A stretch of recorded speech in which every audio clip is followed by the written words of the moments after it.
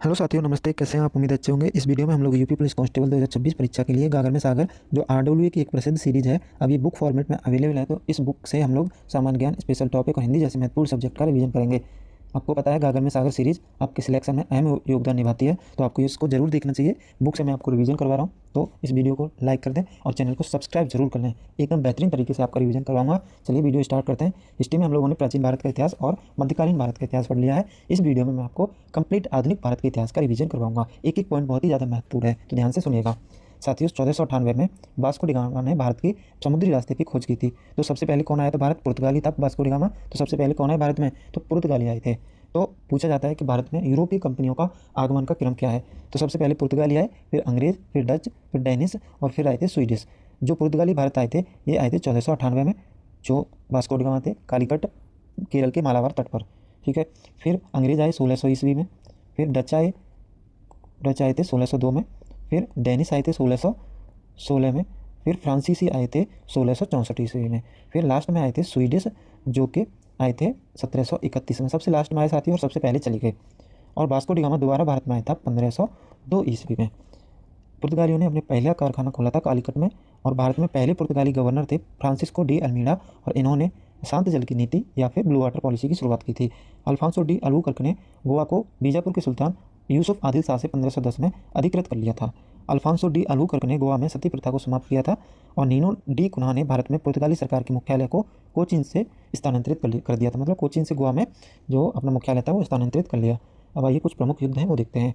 तराइन का प्रथम युद्ध 1191 में मोहम्मद गौरी और पृथ्वीराज चौहान के बीच में लड़ा गया, जो पृथ्वीराज चौहान ने जीता था। फिर तराइन का दूसरा युद्ध 1192 में मोहम्मद गौरी एवं पृथ्वीराज चौहान के बीच लड़ा गया, और ये मोहम्मद गौरी ने जीता था। फिर होता है चंदावर का युद्ध 1194 में मोहम्मद गौरी एवं कन्नौज के शासक जयचंद के बीच में, जिसमें मोहम्मद गौरी की विजय हुई थी। फिर हुआ पानीपत का प्रथम युद्ध 1526 में। और इसके बाद लगातार बाबर ने 4 युद्ध लड़े थे। पानीपत का प्रथम युद्ध, खानवा का युद्ध, चंदेरी का युद्ध और घाघरा का युद्ध। और चारों में ही बाबर की विजय हुई थी। ठीक है। तो पानीपत का प्रथम युद्ध किसके बीच में हुआ था? बाबर और इब्राहिम लोदी। और खानवा का युद्ध हुआ बाबर और राणा सांगा के बीच। चंदेरी का युद्ध हुआ बाबर और मैदनी राय के बीच में। घाघरा का युद्ध हुआ बाबर और अफगान सेना के बीच में। और चारों में कौन जीता था? बाबर। इसके बाद चौसा का युद्ध होता है 1539 में हुमायूं और शेरशाह सूरी के बीच में। शेरशाह सूरी ने हुमायूं को बहुत ही बुरी तरह से हराया, लेकिन फिर से कन्नौज या बिलग्राम के युद्ध में 1540 में हुमायूं शेरशाह सूरी पर आक्रमण किया, लेकिन इसमें भी हार गया। तो इसके बाद शेरशाह सूरी ने हुमायूं को अपने देश से ही भगा दिया था। लेकिन हुमायूं अपने फिर से तैयारी करके आया, अपनी सेना को और मजबूत करके आया। फिर मच्छीवाड़ा का युद्ध किया 1555 में। हुमायूं और अफगान सरदार हैबत खां और तातर खां के बीच में हुआ, इसमें हुमायूं की विजय हुई थी। फिर सरहिंद का युद्ध हुआ 1555 में मुगल सेना और अफगान सेना के बीच में, और इसमें मुगल सेना की विजय हुई। पानीपत का युद्ध हुआ 1556 में, जो पहले युद्ध के ठीक 30 साल बाद हुआ था, अकबर और हेमू के बीच में, जिसमें अकबर की विजय हुई। तालीकोटा रक्षसी का युद्ध जो मुस्लिम महासंघ और विजयनगर साम्राज्य शासक राम राय के बीच में होता। मुस्लिम महासंघ की इसमें विजय हुई थी और विजयनगर साम्राज्य का पतन हो गया था। हल्दी घाटी का युद्ध 1576 में अकबर और महाराणा प्रताप के बीच में हुआ, और इसका परिणाम अभी भी जो है संदिग्ध है। कहा जाता है कि महाराणा प्रताप की विजय हुई थी। सामूगढ़ का युद्ध हुआ 1658 में औरंगजेब एवं दारा सिकों के बीच, इसमें औरंगजेब की विजय हुई थी। देवराय की घाटी का युद्ध 1659 में औरंगजेब और दारा सिकों के बीच में हुआ, इसमें भी औरंगजेब की विजय हुई थी। साथियों, ये दोनों शाहजहाँ के पुत्र थे। शाहजहाँ के 4 पुत्र थे। सबसे बड़ा दारा सिको, फिर शाहसुजा, फिर था औरंगजेब और सबसे छोटा था मुराद। चारों पुत्रों के बीच में सिंहासन के लिए या गद्दी के लिए युद्ध होते हैं, जिसमें जो दारा सिको है बहुत ही ज़्यादा बड़ा विद्वान था। इस दारा सिको ने जो भगवत गीता है उसका फारसी में जो है अनुवाद भी करवाया था, तो ये भी ध्यान रखना है। सकूर खेड़ा का युद्ध 1724 में निजाम उल मुल्क एवं मुगल सूबेदार मुबारिज खां के बीच में हुआ। निजाम उल मुल्क की इसमें विजय हुई थी। फिर कोलाचेल का युद्ध 1741 में राजा मार्तंड वर्मा एवं डचों के बीच में हुआ, इसमें राजा मार्तंड वर्मा की विजय हुई थी। प्लासी का युद्ध 1757 में बंगाल के नवाब सिराजुद्दौला की सेना और रॉबर्ट क्लाइव के नेतृत्व वाली ईस्ट इंडिया कंपनी की सेना के बीच में हुआ, इसमें किसकी विजय हुई? रॉबर्ट क्लाइव की, यानी अंग्रेजों की। फिर बेदरा का युद्ध हुआ 1759 में अंग्रेज एवं डचों के बीच में, इसमें विजय किसकी होती है? अंग्रेजों की। बांडीवास का युद्ध हुआ 1760 में अंग्रेजी सेनानायक आयरकूट और फ्रांसीसियों के बीच में, विजय हुई अंग्रेजी सेनानायक आयरकूट की। फिर पानीपत का तीसरा युद्ध हुआ 1761 में मराठों एवं अफगान शासक अहमद शाह अब्दाली के बीच, और अहमद शाह अब्दाली की इसमें विजय हुई थी। बक्सर का युद्ध हुआ 1764 में मीर कासिम सुजाउद्दौला, मीर कासिम बंगाल का नवाब, सुजाउद्दौला अवध का नवाब, शाह आलम द्वितीय दिल्ली का बादशाह था, और इन्होंने संयुक्त सेना करके अंग्रेजों से लड़ाई लड़ी और अंग्रेजों में हेक्टर मुनरो के नेतृत्व में विजय हासिल की थी। फिर पोर्टोनोवा का युद्ध हुआ 1781 में हैदर अली एवं अंग्रेजों के बीच में, इसमें अंग्रेजों की विजय हुई थी। आगे देखते हैं साथियों, प्रथम कर्नाटक युद्ध। जो कर्नाटक का युद्ध था ये हुए थे अंग्रेज और फ्रांसीसियों के बीच। अंग्रेज और फ्रांसीसियों के बीच में हुए थे। कर्नाटक युद्ध, प्रथम कर्नाटक युद्ध में 1748 में एक संधि होती है, आपने सुना होगा एक्सला-शापेल की संधि, ठीक है। 1748 में एक्सला-शापेल की संधि अंग्रेज और फ्रांसीसियों के बीच में हुई थी, ये भी आपको ध्यान रखना है। इसके बाद दूसरा कर्नाटक युद्ध हुआ 1749 से 54 में, और दूसरे कर्नाटक युद्ध में 1754 में एक संधि होती है जिसका नाम था पांडिचेरी की संधि, ठीक है। ये संधियाँ ध्यान रखनी है आपको। तो तीसरा कर्नाटक युद्ध होता है 1756 से 1763 के बीच में, ये सप्तवर्षीय युद्ध था जिसमें एक संधि होती है जिसका नाम था पेरिस संधि, ठीक है। पेरिस संधि हुई कर्नाटक के तीसरे युद्ध में। अब आते हैं प्रथम आंग्ल मैसूर युद्ध, ये हैदर अली और अंग्रेज़ों के बीच में हुआ था प्रथम आंग्ल मैसूर युद्ध। इसमें आपको बताना है कि जो बंगाल का गवर्नर कौन था। बंगाल का गवर्नर वेरेलस्ट था। तो वेरेलस्ट ने हैदर अली के विरुद्ध युद्ध किया जिसमें हैदर अली की विजय हुई, लेकिन दूसरे युद्ध में, दूसरे आंग्ल मैसूर युद्ध में जो 1780 से 84 के बीच में हुआ था, इसमें हैदर अली की मृत्यु हो गई और टीपू सुल्तान ने फिर जो है नेतृत्व किया था इस युद्ध का। और 1784 में एक संधि होती है, प्रथम आंग्ल मैसूर युद्ध में एक संधि हुई 1759 में जिसका नाम था मद्रास संधि। मद्रास संधि कब हुई थी? 1759 में। और जिसकी हैदर अली की मृत्यु हुई दूसरे आंग्ल मैसूर युद्ध में, और टीपू सुल्तान ने नेतृत्व किया था। और इस समय एक संधि होती है 1784 में, मैंगलोर की संधि, ठीक है, ये ध्यान रखना। मैंगलोर की संधि दूसरे आंग्ल मैसूर युद्ध में 1784 में हुई थी। फिर तीसरा आंग्ल मैसूर युद्ध हुआ टीपू सुल्तान और अंग्रेज़ों के बीच में। इस समय भारत का गवर्नर जो था, बंगाल का गवर्नर था लॉर्ड जो है वॉरेन हेस्टिंग। तीसरे में था कॉर्नवालिस, ठीक है। और 1792 में एक संधि होती है जिसका नाम था श्रीरंगपट्टनम की संधि, ठीक है। ये एग्जाम में बार बार पूछे जाते हैं। श्रीरंगपट्टनम की संधि 1792 में हुई थी, और इस समय इस युद्ध में टीपू सुल्तान की जो है स्थिति बहुत ज़्यादा बिगड़ गई थी। और जो चौथा आंग्ल मैसूर युद्ध हुआ 1799 में, जिसमें बेलेजली बंगाल का गवर्नर था, बेलेजली, इसमें मैसूर सहायक संधि होती है और टीपू की मृत्यु हो जाती है। बहुत ही दुखद घटना थी। टीपू सुल्तान चौथे आंग्ल मैसूर युद्ध में मारा जाता है। प्लासी का युद्ध 23 जून 1757 में, मीर जाफर प्लासी के युद्ध में बंगाल के नवाब सिराजुद्दौला का प्रधान सेनापति था। प्लासी के युद्ध के पश्चात मीर जाफर को अंग्रेज़ों के द्वारा बंगाल का नवाब बनाया गया था। प्लासी के युद्ध में विजय ईस्ट इंडिया कंपनी के हुई थी। भारत में ब्रिटिश औपनिवेशिक शासन की शुरुआत प्लासी के युद्ध 1757 की विजय से मानी जाती है। फिर बक्सर का युद्ध हुआ अक्टूबर 1764 में। मीर जाफर बक्सर के युद्ध के समय बंगाल का नवाब बना। बक्सर के युद्ध में विजय के पश्चात बंगाल सहित संपूर्ण भारत में अंग्रेजी सत्ता का प्रभुत्व स्थापित हुआ। बक्सर के युद्ध के पश्चात इलाहाबाद की संधि पर हस्ताक्षर किए गए, अर्थात बक्सर के युद्ध का तत्कालिक परिणाम इलाहाबाद की संधि था। इलाहाबाद की प्रथम संधि 12 अगस्त 1765 के फलस्वरूप कंपनी को मुगल सम्राट शाह आलम द्वितीय से बंगाल, बिहार तथा उड़ीसा की दीवानी प्राप्त हुई। इलाहाबाद की द्वितीय संधि 16 अगस्त 1765 को हुई। रॉबर्ट क्लाइव एवं अवध के नवाब शुजाउद्दौला के मध्य हुई थी। ब्रिटिश भू राजस्व व्यवस्था, इजारेदारी 1772 में इजारेदारी प्रथा प्रारंभ की गई, जो कि एक पंचवर्षीय ठेकेदारी योजना थी। इस पंचवर्षीय ठेकेदारी योजना के असफल होने के पश्चात वॉरेन हेस्टिंग ने 1776 में एक वर्षीय कर दिया था। फिर जमींदारी, मालगुजारी या स्थायी बंदोबस्त 1790 में लॉर्ड कॉर्नवालिस ने एक 10 वर्षीय भू राजस्व व्यवस्था लागू की थी। इस भू राजस्व व्यवस्था में भूमि का स्वामी, मालिक और लगान को वसूलने का अधिकारी जमींदार को माना जाता था। 1793 ईस्वी में कॉर्नवालिस ने इस 10 वर्षीय भू राजस्व प्रणाली को स्थायी कर दिया था। जमींदारी व्यवस्था ब्रिटिश भारत के 19% भूभाग पर लागू की गई थी। फिर रैयतवाड़ी व्यवस्था, इस व्यवस्था में प्रत्येक पंजीकृत भूमिदार को भूमि का स्वामी माना गया था। इस व्यवस्था में किसानों के द्वारा लगान प्रत्यक्ष रूप से सरकार को दिया जाता था। इस व्यवस्था का जन्मदाता अलेक्जेंडर रीड एवं थॉमस मुनरो को माना जाता है। 1790 के दशक में पहली बार यह व्यवस्था 12 महल जनपद में अलेक्जेंडर रीड के द्वारा लागू की गई। 1820 के दशक में यह व्यवस्था मद्रास में सर थॉमस मुनरो के द्वारा लागू की गई थी। रैयतवाड़ी व्यवस्था ब्रिटिश भारत के 91% भूभाग पर लागू की गई थी। ये दक्षिण भारत में लागू की गई थी, और रैयत का मतलब होता है दक्षिण में किसान।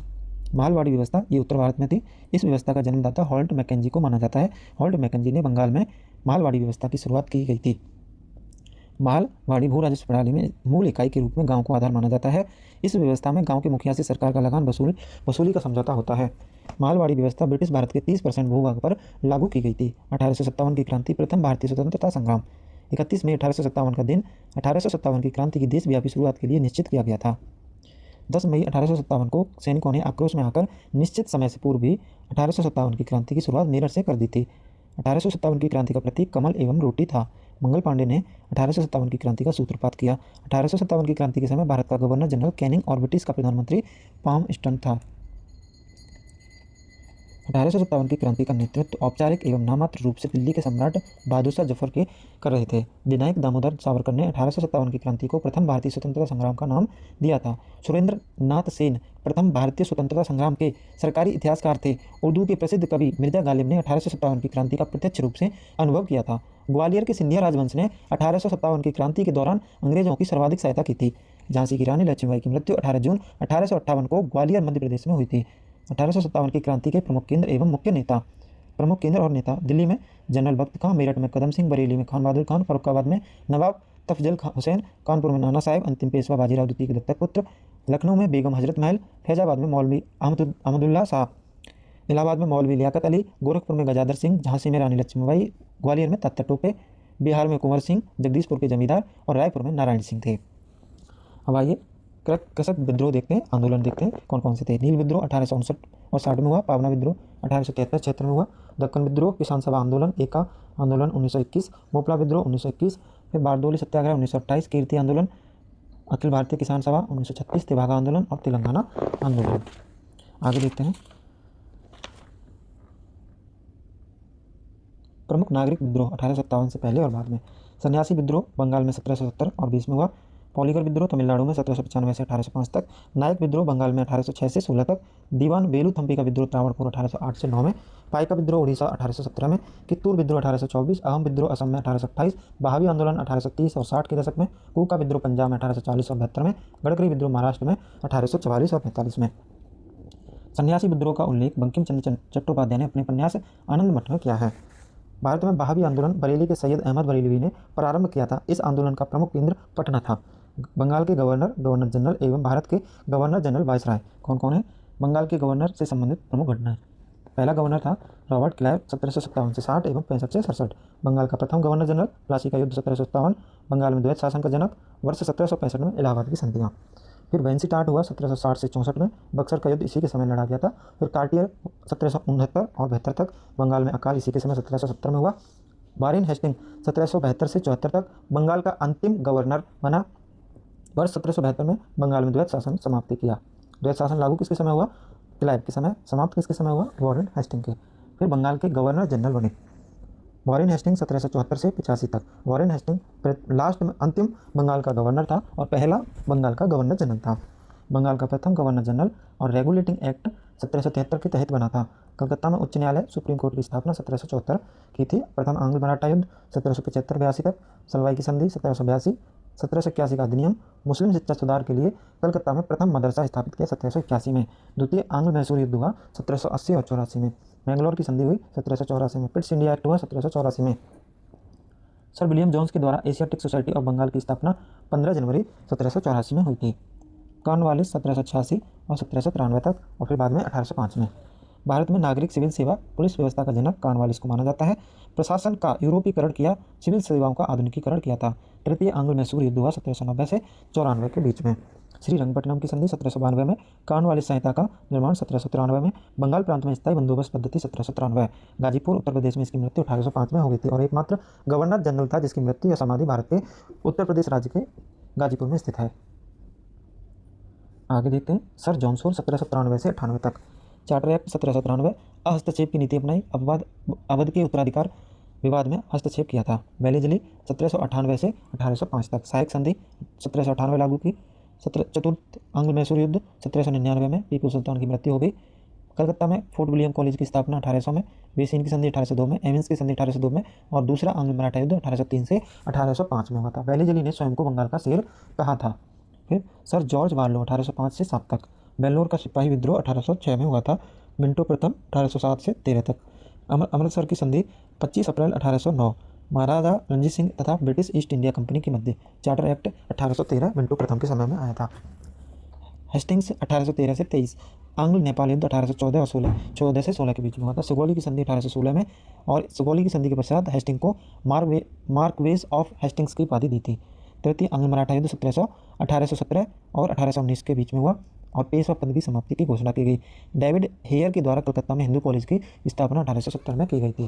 फिर एमहर्स्ट 1823 से 28 ईस्वी तक। प्रथम आंग्ल बर्मा युद्ध 1824 से 26 तक हुआ और यानूब की संधि फरवरी 1826 में हुई। विलियम बेंटिक 1828 से 33 ईस्वी तक। बंगाल का अंतिम गवर्नर जनरल। सती प्रथा पर रोक लगाई 1829 में। ठगी प्रथा का अंत किया 1830 में। कोल विद्रोह 1831-32 में विलियम बेंटिक के समय काल में हुआ था। भारत के गवर्नर जनरल से संबंधित घटनाएं। तो विलियम बेंटिक भारत का प्रथम गवर्नर जनरल। चार्टर एक्ट 1833 के तहत बना था। प्रथम विधि आयोग 1834 विलियम बेंटिक के समय निर्मित, जिसके अध्यक्ष थॉमस वेविंगटन मैकाले थे। शिक्षा संबंधी प्रस्ताव 1835 में विलियम बेंटिक के समय ही आया था। मेटकाफ 1835 से 36, प्रेस एक्ट 1835 पारित किया और मेटकाफ को ही भारतीय प्रेस का मुक्तिदाता कहा जाता है।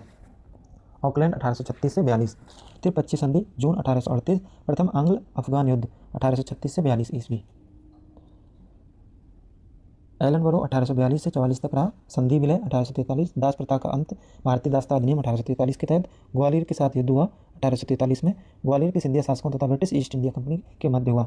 हार्डिंग प्रथम 1844 से 48 तक, प्रथम आंग्ल सिख युद्ध हुआ 1845 से 46 में, लाहौर की संधि मार्च 1846 में, भैरववाल की संधि दिसंबर 1846 में और नरवली प्रथा पर रोक लगाई, खोंड जनजाति में प्रचलित थी।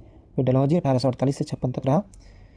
द्वितीय आंग्ल सिख युद्ध हुआ 1848 से 49 में तथा पंजाब का कंपनी साम्राज्य में विलय 1849 में कर लिया था। डलहौजी ने ही व्यपगति का सिद्धांत डॉक्ट्रिन ऑफ लैप्स या शांतिपूर्ण विलय की नीति अपनाई थी 1848 से 56 तक। द्वितीय आंग्ल बर्मा युद्ध हुआ 1851-52 में। प्रथम रेल 16 अप्रैल 1853 में बम्बई से ठाणे के मध्य 34 किलोमीटर की चलाई थी। बोर्ड का शिक्षा संबंधी डिस्पैच 1854 भारतीय शिक्षा का मैग्ना कार्टा कहा जाता है। प्रत्येक प्रांत में लोक सार्वजनिक निर्माण विभाग की स्थापना। संथाल विद्रोह इसी के समय हुआ। विधवा पुनर्विवाह अधिनियम 1856 का मसौदा निर्मित किया था। फिर कैनिंग आया 1856 से 57 के बीच में। भारत का अंतिम गवर्नर जनरल। बम्बई, कलकत्ता, मद्रास में 3 विश्वविद्यालयों की स्थापना 1857 में की। 1857 की क्रांति प्रथम भारतीय स्वतंत्रता संग्राम मानी जाती है। भारत के वायसराय से संबंधित प्रमुख घटनाएं, तो कैनिंग 1858 से 62 तक भारत का प्रथम वायसराय था। विधवा पुनर्विवाह अधिनियम 1856 लागू किया। भारत सरकार अधिनियम 1858, ब्रिटिश ईस्ट इंडिया कंपनी के शासन की समाप्ति। श्वेत विद्रोह, व्हाइट म्यूटनी 1859, यूरोपीय सेना के द्वारा। नील विद्रोह 1859-60 में। भारतीय दंड संहिता 1860, भारत में प्रथम बार आयकर की गणना 1860 में। फौजदारी विधि संहिता 1861, भारतीय प्रसिद्ध अधिनियम 1861। पोर्टफोलियो प्रणाली की शुरुआत 1861 में। उच्च न्यायालय अधिनियम हाई कोर्ट एक्ट पारित किया 1861 में। फिर एल्गिन प्रथम आया 1862 से 63 के बीच। भावी आंदोलन का दमन किया और अम्बेला अभियान चलाया। 3 उच्च न्यायालय हाईकोर्ट की स्थापना 1862 में की थी एल्गिन प्रथम ने। फिर जॉन लॉरेंस 1864 से 69 तक। भूटान युद्ध लड़ा इसने 1865 में। इलाहाबाद उच्च न्यायालय की स्थापना की 1867 में। एक अकाल आयोग का गठन किया कैंपबेल के नेतृत्व में जॉन लॉरेंस ने। फिर मेयो आया भारत में 1869 से 72 तक। विवाह विच्छेद अधिनियम 1869 लागू किया। राजस्व और कृषि एवं वाणिज्य विभाग की स्थापना जून 1871 में की थी। भारत में प्रथम जनगणना 1872। मेयो की हत्या 8 फरवरी 1872 को पोर्ट ब्लेयर, अंडमान निकोबार द्वीप समूह में शेर अली नामक एक अफगान ने की थी। फिर नॉर्थ ब्रुक 1872 से 76 ईस्वी के बीच में। कू का विद्रोह 1840 से 72 का दमन किया। प्रिंस ऑफ वेल्स की भारत यात्रा 1875-76 में नॉर्थ ब्रुक के समय काल में ही हुई थी। फिर लिटन 1876 से 80 एक कवि तथा ओवेन मेरेडिथ के नाम से प्रसिद्ध था। एक अकाल आयोग का गठन किया रिचर्ड स्ट्रैची के नेतृत्व में। शाही उपाधि अधिनियम 1876 लागू किया। प्रथम दिल्ली दरबार का आयोजन 1 जनवरी 1877 किया था। प्रथम दिल्ली दरबार के दौरान ब्रिटेन की महारानी विक्टोरिया को केसर हिंद की उपाधि प्रदान की थी। द्वितीय आंग्ल अफगान युद्ध 1878-80 में हुआ। फिर गंडमक की संधि मई 1879 में अंग्रेजों तथा याकूब खान के मध्य हुई थी। भारतीय शस्त्र अधिनियम इंडियन आर्म्स एक्ट 1878 लागू किया। वर्नाक्यूलर प्रेस एक्ट 1878 लागू। वर्ष 1876 में ICS में प्रवेश की न्यूनतम आयु 21 वर्ष से घटाकर 19 वर्ष कर दी थी। फिर रिपन 1880 से 84 प्रथम कारखाना अधिनियम 1881 पारित किया श्रमिकों की दशा में सुधार करने के लिए। वर्ष 1881 में भारत में नियमित रूप से जनगणना का प्रारंभ किया था। 1881 में नियमित जनगणना का प्रारंभ किया और शुरू किसने की थी, तो मेयो ने शुरू की थी 1872 में। 1882 में वर्नाक्यूलर प्रेस एक्ट 1878 को समाप्त किया। स्थानीय स्वशासन संबंधी सरकारी प्रस्ताव 1882 में लागू किया। रिपन को भारत में स्थायी स्वशासन का जनक माना जाता है। हंटर शिक्षा आयोग की नियुक्ति 1882 में की थी। इल्वर्ट बिल विवाद 1883-84 ईस्वी में पारित किया था। फ्लोरेंस नाइटिंगेल ने रिपन को भारत का उद्धारक कहा तथा उसके शासनकाल को भारत में स्वर्ण युग का प्रारंभ बताया था। डफरिन 1884 से 88। तृतीय आंग्ल बर्मा युद्ध 1885-86 ईस्वी में हुआ। बंगाल काश्तकारी अधिनियम 1885। भारतीय राष्ट्रीय कांग्रेस की स्थापना 28 दिसंबर 1885 में एओ हुम के अध्यक्षता में की थी, मतलब एओ हुम ने की थी। लोक सेवाओं पर एचिसन आयोग की नियुक्ति 1886 में। पंजाब काश्तकारी अधिनियम 1887 लागू किया। इलाहाबाद विश्वविद्यालय की स्थापना 23 सितंबर 1887 में की थी डफरिन ने। लैंसडाउन आया 1888 में और 94 तक रहा था। द्वितीय कारखाना अधिनियम 1891 में पारित किया। श्रमिकों की दशा में सुधार के लिए सहमति आयोग अधिनियम 1891। 12 वर्ष से कम आयु के जो विवाह पर रोक लगाई थी। भारतीय परिषद अधिनियम 1892 लागू किया। एल्गिन द्वितीय 1894 से 99 ईस्वी तक। चित्राल अभियान 1895। पूना में प्लेग का प्रकोप 1896 से 97 के बीच में हुआ। एल्गिन द्वितीय के समय में चापेकर बंधुओं द्वारा 2 अंग्रेज अधिकारियों की हत्या की थी 1897 में। आइए आगे देखते हैं। करजन जो 1899 से 1905 ईस्वी तक भारत का जो है वायसराय रहा, भारत का सबसे अलोकप्रिय वायसराय था। कलकत्ता निगम अधिनियम, कलकत्ता कॉर्पोरेशन एक्ट 1899, रैली आयोग का गठन 1902 सर थॉमस रैली की अध्यक्षता में, पुलिस आयोग का गठन 1902 सर एंड्रयू फ्रेजर की अध्यक्षता में, विश्वविद्यालय आयोग का स्थापना 1902 में, द्वितीय दिल्ली दरबार का आयोजन 1903 में, पूसा में कृषि अनुसंधान की स्थापना, भारतीय विश्वविद्यालय अधिनियम 1904 पारित किया, प्राचीन स्मारक संरक्षण अधिनियम 1904 पारित किया, बंगाल का विभाजन भी 1905 में लॉर्ड कर्जन के समयकाल में हुआ था। बंगाल के विभाजन के समय बंगाल का lieutenant governor sir Andrew Fraser था। भारतीय रेलवे बोर्ड अधिनियम की स्थापना 1905 में की थी। करजन किचनर विवाद 1905 में हुआ था। मिंटो द्वितीय 1905 से 1910 ईस्वी में। अखिल भारतीय मुस्लिम लीग की स्थापना 30 दिसंबर 1906 में हुई थी। Tata iron and steel company की स्थापना 26 अगस्त 1907 में। सूरत अधिवेशन 26-27 दिसंबर 1907 में। भारतीय राष्ट्रीय कांग्रेस दो दलों में बट गई थी, नरम दल और गरम दल। खुदीराम बोस को फांसी 11 अगस्त 1908 में मिंटो द्वितीय के काल में दी थी। भारतीय परिषद अधिनियम माले मिंटो सुधार 1909 में आया था। हार्डिंग द्वितीय 1910 से 16 तक। तीसरा दिल्ली दरबार का आयोजन 12 दिसंबर 1911 सम्राट जॉर्ज पंचम तथा महारानी मैरी को भारत यात्रा के उपलक्ष्य में। बंगाल विभाजन 1905 रद्द किया गया और वर्ष 1911 में भारत की राजधानी कलकत्ता से दिल्ली स्थानांतरित की थी। प्रथम विश्व युद्ध का प्रारंभ भी 1914 में हार्डिंग द्वितीय के समय हुआ था। शिमला समझौता 1914। बनारस हिंदू विश्वविद्यालय की स्थापना 4 फरवरी 1916 पंडित मदन मोहन मालवीय के द्वारा एनी बेसेंट के सहयोग से की थी। चैम्प्सफोर्ड आया 1916 से 21 के बीच में। होम रूल स्वशासन लीग की स्थापना अप्रैल 1916 में पूना में बाल गंगाधर तिलक के द्वारा, सितंबर 1916 में आड्यार मद्रास में एनी बेसेंट के द्वारा की गई थी। भारतीय राष्ट्रीय कांग्रेस का लखनऊ अधिवेशन 26 से 30 दिसंबर 1916। भारतीय राष्ट्रीय कांग्रेस के नरम दल एवं गरम दल में समझौता तथा भारतीय राष्ट्रीय कांग्रेस मुस्लिम लीग के मध्य समझौता लखनऊ समझौता हुआ था। सैडलर विश्वविद्यालय आयोग की नियुक्ति 1917। चंपारण बिहार सत्याग्रह 1917 प्रथम अवज्ञा की संज्ञा दी गई थी। अहमदाबाद मिल हड़ताल 1918 में, भूख हड़ताल की संज्ञा। खेड़ा सत्याग्रह 1918 में, असहयोग की संज्ञा। भारत सरकार अधिनियम 1919, फिर रॉलेट एक्ट 1919 आया। जलियांवाला हत्याकांड 13 अप्रैल 1919। ये सब चैम्प्सफोर्ड के कार्यकाल में हुई थी। हंटर आयोग का गठन 14 अक्टूबर 1919 जलियांवाला हत्याकांड की जांच के लिए। फिर खिलाफत आंदोलन हुआ 1919 में। असहयोग आंदोलन का प्रारंभ 1920 में हुआ था। बाल गंगाधर तिलक की मृत्यु 1 अगस्त 1920 में हुई थी। प्रथम अखिल भारतीय श्रमिक संघ के रूप में all India trade union Congress AITUC की स्थापना 31 अक्टूबर 1920। प्रथम अध्यक्ष थे लाला लाजपत राय। फिर आया था रीडिंग 1921 से 26 ईस्वी तक। एकमात्र यहूदी वायसराय था ये। प्रिंस ऑफ वेल्स की भारत यात्रा 17 नवंबर 1921 में हुई। मालाबार केरल का मोपला विद्रोह रीडिंग के समय हुआ था। चौरी चौरा कांड 4 फरवरी 1922 में। कुछ स्रोतों के अनुसार 5 फरवरी 1922। तत्कालीन सेक्ट प्रांत गोरखपुर जनपद में स्थित चौरी चौरा नामक एक छोटे से गांव में। चौरी चौरा कांड के बाद 12 फरवरी 1922 को असहयोग आंदोलन को वापस ले लिया गया था। प्रेस एक्ट 1910 एवं रोलट एक्ट 1919 की वापसी। रविंद्रनाथ टैगोर के द्वारा विश्व भारती विश्वविद्यालय की स्थापना 1921 में की गई। ICS की परीक्षा दिल्ली तथा लंदन में एक साथ कराने का निर्णय 1922 में लिया गया था। अकाली आंदोलन 1920 और 25 में हुआ। सिख गुरुद्वारा एवं तीर्थ स्थल विधेयक सिख गुरुद्वारा अधिनियम 8 1925 में हुआ। 28 फरवरी 1925 को पारित हुआ था। CR दास तथा मोतीलाल नेहरू के द्वारा स्वराज पार्टी कांग्रेस खिलाफत स्वराज पार्टी की स्थापना 1923 में की गई थी। काकोरी ट्रेन डकैती या फिर काकोरी ट्रेन एक्शन 9 अगस्त 1925 में हुआ था। फिर इरविन आया 1926 से 31 तक। हरकोर्ट बटला समिति की नियुक्ति 1927 में। साइमन कमीशन का गठन 8 नवंबर 1927 में हुआ था। साइमन कमीशन का बम्बई या भारत में आगमन 3 फरवरी 1928 में हुआ था। तो साइमन कमीशन का गठन पूछा जाए तो 27 में बताना है और भारत आया था 1928 में। साइमन कमीशन के विरोधी पंजाब केसरी लाला लाजपत राय ने विरोध किया था और उनकी मृत्यु हो गई थी। नेहरू समिति का गठन मई 1928 में। नेहरू रिपोर्ट प्रस्ताव अगस्त प्रस्ताव 1928 में लागू हुआ था। भारतीय राष्ट्रीय कांग्रेस के लाहौर अधिवेशन में दिसंबर 1929 में पूर्ण स्वराज का प्रस्ताव पारित किया गया था। प्रथम गोलमेज सम्मेलन का आयोजन 12 नवंबर 1930 से 19 जनवरी 1931 तक हुआ था। प्रथम गोलमेज सम्मेलन का भारतीय राष्ट्रीय कांग्रेस ने बहिष्कार किया था। चंद्रशेखर आजाद के द्वारा दिल्ली के फिरोजशाह कोटला मैदान में Hindustan socialist Republican association HSRA की स्थापना दिसंबर 1928 में की थी। चंद्रशेखर आजाद की मृत्यु 27 फरवरी 1931 इलाहाबाद प्रयागराज के अल्फ्रेड पार्क में पुलिस के साथ मुठभेड़ में शहीद हो गए थे। भगत सिंह, चंद्रशेखर और राजगुरु के द्वारा लाहौर के सहायक पुलिस अधीक्षक सैंडर्स की हत्या 17 दिसंबर 1928 को कर दी गई थी। भगत सिंह बटुकेश्वर दत्त द्वारा दिल्ली विधानसभा के कक्ष में विस्फोटक की घटना 8 अप्रैल 1929 को की थी। लाहौर षड्यंत्र केस की घटना 1929 में तथा 63 दिन के लंबे उपवास के कारण जतिन दास की मृत्यु 1929 में हो गई थी। लाहौर में भगत सिंह, सुखदेव और राजगुरु को फांसी 23 मार्च 1931 को दे दी गई थी। मेरठ षड्यंत्र केस की घटना 1929 में हुई थी। आगे देखते हैं। सविनय अवज्ञा आंदोलन को प्रारंभ करने के उद्देश्य से महात्मा गांधी के द्वारा दांडी मार्च या दांडी सत्याग्रह सॉल्ट मार्च नमक सत्याग्रह 12 मार्च 1930 से 6 अप्रैल 1930 का आयोजन किया गया था। दांडी मार्च 12 मार्च से और 6 अप्रैल तक चला था। चटगांव सत्याग्रह पर हमला अप्रैल 1930 में किया। गांधी इरविन समझौता, दिल्ली समझौता कहते हैं जिसको, 5 मार्च 1931 में हुआ तथा घोषणा हुई कि सविनय अवज्ञा आंदोलन स्थगित कर दिया जाएगा एवं भारतीय राष्ट्रीय कांग्रेस के द्वारा द्वितीय गोलमेज सम्मेलन में भाग लेने का निर्णय लिया गया। 1 अप्रैल 1930 को शारदा अधिनियम, बाल विवाह निरोधक अधिनियम 1929 लागू, विवाह हेतु लड़कों के लिए 18 वर्ष की आयु तथा लड़कियों के लिए 14 वर्ष की आयु निर्धारित की गई। फिर विलिंगटन आया 1931 से 36 तक।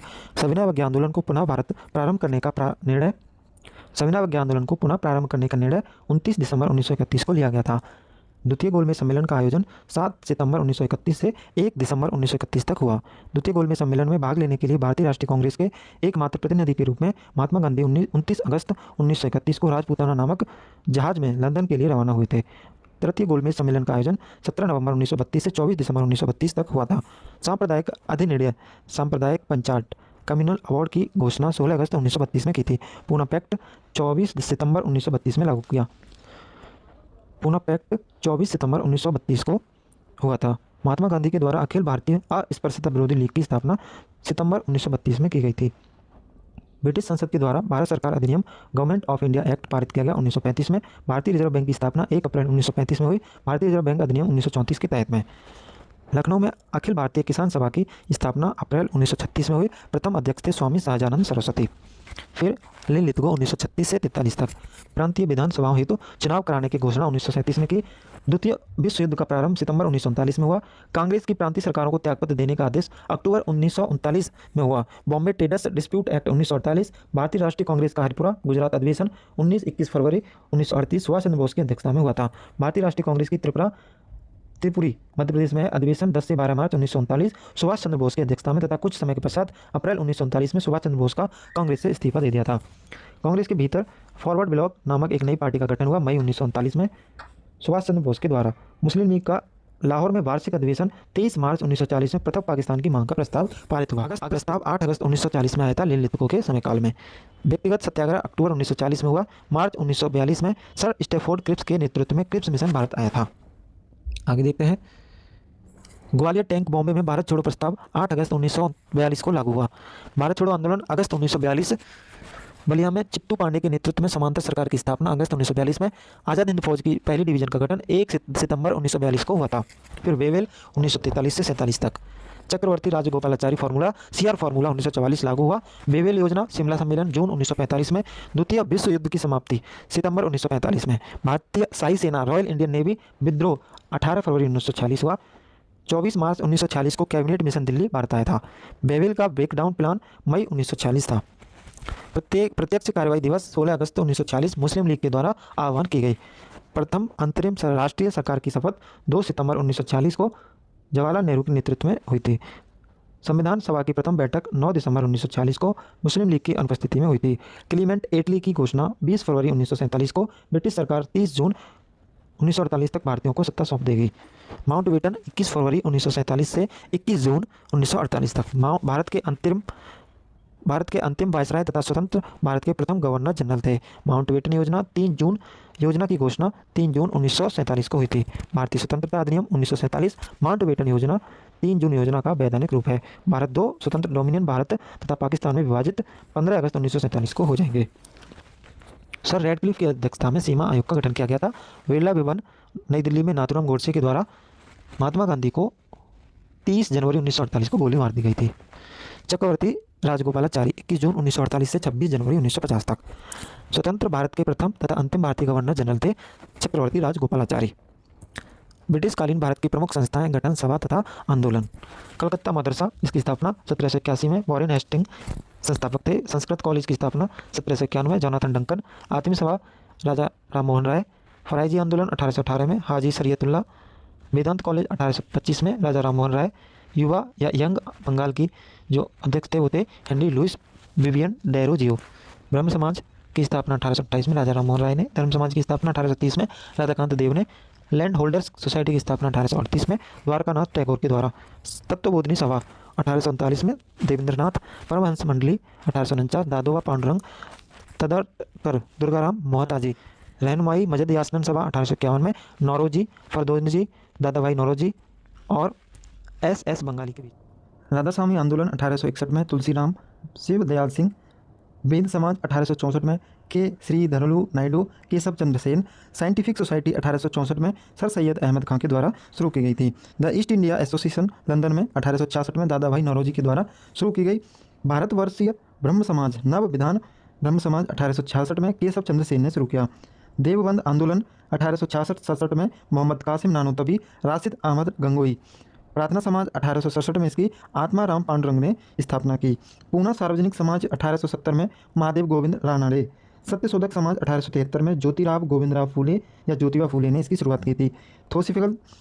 थियोसॉफिकल सोसाइटी 1875 में मैडम HP ब्लावेट्स्की और कर्नल अलकाट ने। आर्य समाज की स्थापना 1875 में स्वामी दयानंद सरस्वती ने की थी। मोहम्मडन एंग्लो ओरिएंटल कॉलेज, ये अलीगढ़ में AMU की स्थापना 1875 में सर सैयद अहमद खान ने की थी। फिर अलीगढ़ आंदोलन सर सैयद अहमद खान ने शुरू किया। इंडियन एसोसिएशन भारत संघ की स्थापना 1876 में सुरेंद्र नाथ बनर्जी ने और आनंद मोहन बोस ने की थी। दयानंद एंग्लो वैदिक स्कूल 1886 में महात्मा हंसराज ने शुरू किया। देव समाज 1887 में शिव नारायण अग्निहोत्री ने शुरू किया। शारदा सदन 1889 में पंडिता रामाबाई ने स्थापित किया। अहमदिया आंदोलन 19वीं सदी में मिर्जा गुलाम अहमद ने। रामकृष्ण मिशन 1897 में स्वामी विवेकानंद ने शुरू किया। मित्र मेला नासिक में 1899 में विनायक दामोदर सावरकर, गणेश दामोदर सावरकर ने शुरू किया। गुरुकुल कांगड़ी विश्वविद्यालय स्वामी श्रद्धानंद ने शुरू किया। अभिनव भारत की स्थापना 1904 में विनायक दामोदर सावरकर ने की थी। भारत सेवक समाज the servants of India society की स्थापना 1905 में गोपाल कृष्ण गोखले ने की थी। सेवा सदन 1908 में बैराम एम मालावारी दीवान दयाराम गिडूमल ने की थी। खिलाफत आंदोलन 1919 में मोहम्मद अली एवं शौकत अली, जिसे हम दी अली बंधु बोलते हैं, उन्होंने शुरू किया था खिलाफत आंदोलन। आत्मसम्मान आंदोलन दक्षिण भारत में 1925 में EV रामास्वामी नायर पेरियार ने शुरू किया था। विश्व भारती 1921 में रविंद्रनाथ टैगोर ने स्थापित किया। नौजवान भारत सभा 1926 में भगत सिंह ने शुरू किया। बारदोली सत्याग्रह 1928 में वल्लभ भाई पटेल ने शुरू किया। भूदान ग्रामोदान आंदोलन 1951 में विनोबा भावे जी ने शुरू किया। प्रमुख उपाधि प्राप्तकर्ता एवं प्रदाता, तो महात्मा की उपाधि गांधी जी को रविंद्रनाथ टैगोर ने दी थी। राष्ट्रपिता की उपाधि महात्मा गांधी जी को सुभाष चंद्र बोस ने दी थी। वन मैन बाउंड्री फोर्स की जो उपाधि है महात्मा गांधी को माउंट बेटन ने दी थी। सरदार की उपाधि वल्लभ भाई पटेल को बारदोली क्षेत्र की महिलाओं ने दी थी। देश रत्न आजाद शत्रु डॉक्टर राजेंद्र प्रसाद को महात्मा गांधी ने कहा था। गुरुदेव रविंद्रनाथ टैगोर को महात्मा गांधी ने बोला। देश नायक सुभाष चंद्र बोस को रविंद्रनाथ टैगोर ने बोला था। देशभक्तों के देशभक्त थे सुभाष चंद्र बोस, ये महात्मा गांधी ने कहा। विवेकानंद स्वामी विवेकानंद जो है महाराजा खेतड़ी ने उपाधि दी थी। राजा की उपाधि राजा राममोहन राय को अकबर द्वितीय ने दी। Nightingale of India Sarojini Naidu को बोला जाता है, यह महात्मा गांधी ने बोला था। भारतीय अशांति का जनक बाल गंगाधर तिलक को वैलेंटाइन सिरोल या चिरोल ने बोला था। प्रमुख व्यक्तियों के लोकप्रिय नाम उपनाम, प्रमुख व्यक्तित्व और लोकप्रिय उपनाम। खान अब्दुल गफ्फार खान का सीमांत गांधी बोलते हैं। महात्मा गांधी को राष्ट्रपिता और बापू बोलते हैं। दादा भाई नौरोजी वयोवृद्ध पुरुष। वल्लभ भाई पटेल सरदार लोह पुरुष, भारत का बिस्मार्क। लाल बहादुर शास्त्री को शांति पुरुष। आशुतोष मुखर्जी को बाल केसरी, आशुतोष मुखर्जी को बंगाल केसरी। बाल गंगाधर तिलक को लोकमान्य। जयप्रकाश नारायण को लोकनायक। गोपाल हरि देशमुख को लोक हितवादी। चित्तरंजन दास को दीनबंधु। पुरुषोत्तम टंडन को राजर्षि। रविंद्रनाथ टैगोर को गुरुदेव। MS गोलवलकर को गुरुजी। पंडित मदन मोहन मालवीय को महामना। नेपोलियन बोनापार्ट को man of destiny, little corporal. Chakravarti Rajagopalachari को राजा जी। राजा राममोहन राय को भारतीय पुनर्जागरण के प्रभात नक्षत्र। मोहम्मद अली जिन्ना को कायदे आजम। डॉक्टर राजेंद्र प्रसाद को देश रत्न या आजाद शत्रु। जमनालाल बजाज को महात्मा गांधी के 5वें पुत्र। मार्टिन लूथर किंग को ब्लैक गांधी। सुभाष चंद्र बोस को नेताजी। भगत सिंह को शहीद आजम। सरोजिनी नायडू को भारत की कोकिला। रविंद्रनाथ टैगोर को विश्व कवि या कवि गुरु कहा गया। भारतीय स्वतंत्रता सेनानियों से संबंधित प्रमुख वचन एवं नारे। जनगण मन अधिनायक जय है, रविंद्रनाथ ने लिखा। वंदे मातरम बंकिम चंद्र चट्टोपाध्याय। सारे जहां से अच्छा हिंदुस्तान हमारा, मोहम्मद इकबाल ने। स्वराज मेरा जन्मसिद्ध अधिकार है, मैं इसे लेकर रहूंगा, बाल गंगाधर तिलक ने। इनकलाब जिंदाबाद, भगत सिंह और हसरत मोहानी। साम्राज्य का नाश हो, भगत सिंह। जय हिंद दिल्ली चलो, ये सुभाष चंद्र बोस ने। तुम मुझे खून दो मैं तुम्हें आज़ादी दूंगा, सुभाष चंद्र बोस ने। करो या मरो, हे राम भारत छोड़ो, महात्मा गांधी ने। साइमन कमीशन वापस जाओ, Simon go back, Lala Lajpat Rai. Who lives if India dies, आराम हराम है, पूर्ण स्वराज्य, ये जवाहरलाल नेहरू ने नारे दिए थे। इसके बाद फिर वेदों की ओर लौटो, स्वामी दयानंद सरस्वती। सरफरोशी की तमन्ना अब हमारे दिल में है, पंडित राम प्रसाद बिस्मिल। मारो फिरंगियों को, मंगल पांडे। संपूर्ण क्रांति, जयप्रकाश नारायण। विजयी विश्व तिरंगा प्यारा, श्यामलाल गुप्ता। हिंदी हिंदू हिंदुस्तान, भारतीय हिंदू हरिश्चंद्र। जय जगत विनोबा भावे, सत्यमेव जयते पंडित मदन मोहन मालवीय, जय जवान जय किसान लाला लाजपत राय, जय जवान जय किसान जय विज्ञान अटल बिहारी वाजपेयी। नारे इंकलाब जिंदाबाद का व्यापक रूप से प्रयोग प्रवचन भगत सिंह ने किया था, लेकिन इस नारे का मूल रचनाकार हसरत मोहानी थे। भारत छोड़ो एवं साइमन कमीशन वापस जाओ, साइमन गो बैक नारों को क्रमशः महात्मा गांधी लाला लाजपत राय ने लोकप्रिय बनाया था। 1885 में कांग्रेस का पहला अधिवेशन मुंबई में व्योमेश चंद्र चटर्जी इसके अध्यक्ष थे। प्रथम अधिवेशन में कुल 72 प्रतिनिधियों ने भाग लिया था।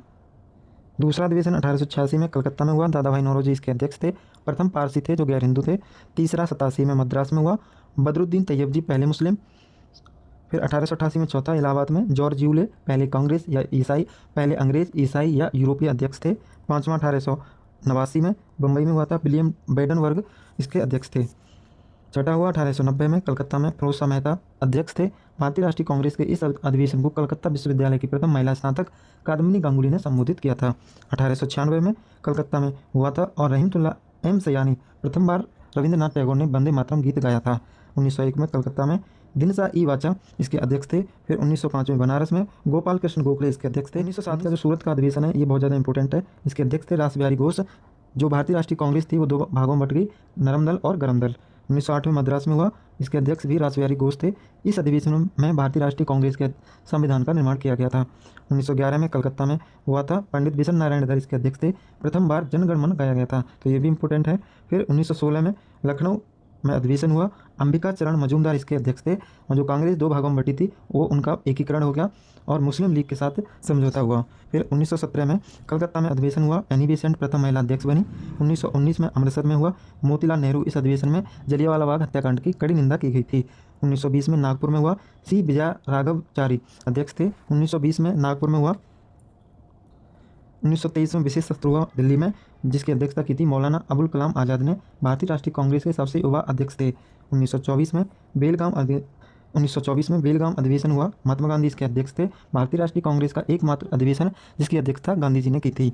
1925 में कानपुर में अधिवेशन हुआ, सरोजिनी नायडू इसकी अध्यक्ष थी, प्रथम भारतीय महिला अध्यक्ष थी। 1927 में मद्रास में M.A. अंसारी इसके अध्यक्ष थे। इस अधिवेशन में साइमन कमीशन के बहिष्कार का प्रस्ताव पारित हुआ था।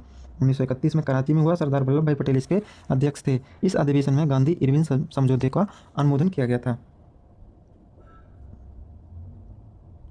1937 में फैजपुर में जो महाराष्ट्र में था, जवाहरलाल नेहरू इसके अध्यक्ष थे।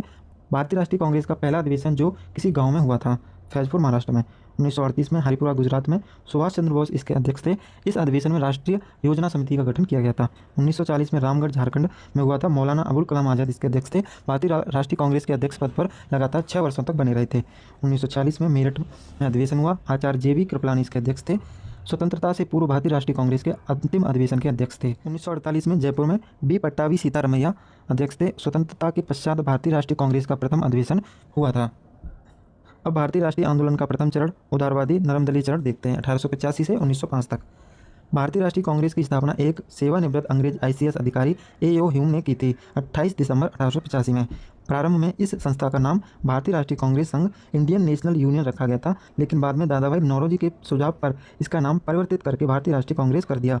A.O. ह्यूम ने वर्ष 1884 में भारतीय राष्ट्रीय कांग्रेस संघ इंडियन नेशनल यूनियन की स्थापना की थी।